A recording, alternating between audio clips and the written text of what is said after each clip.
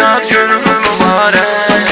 Ad günün avqustun 28-i, həmişə ayırmısan eyrədən düzü.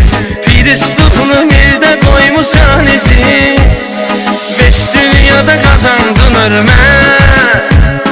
Böyük şad günün mübarək. Eyləyirik xoş arzu niyyət, böyük şad günün mübarək. Çəkmisən illər boyu əziyyət, böyük şad günün mübarək. Oğru quli təbrik eləyirik.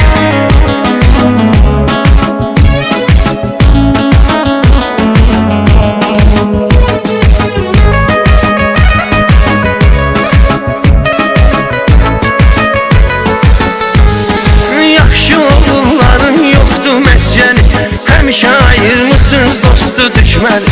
Elnur Şuşalı təbrik eləyir səni, qurban edər sənə canın əlbət. Böyük şad günün mübarək. Eyləyirik xoş arzu niyyət, böyük şad günün mübarək. Çəkmisən illər boyu əziyyət, böyük şad günün mübarək. Oğru quli təbrik eləyirik.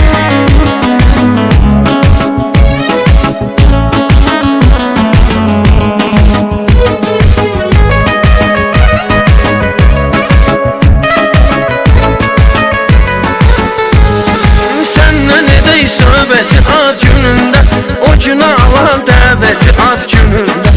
İnşallah növbəti ad günündə, azadlıq olsun sənə qismət, böyük şad günün mübarək. Eyləyirik xoş arzu niyyət, böyük şad günün mübarək. Çəkmisən illər boyu əziyyət, böyük şad günün mübarək. Oğru quli təbrik eləyirik.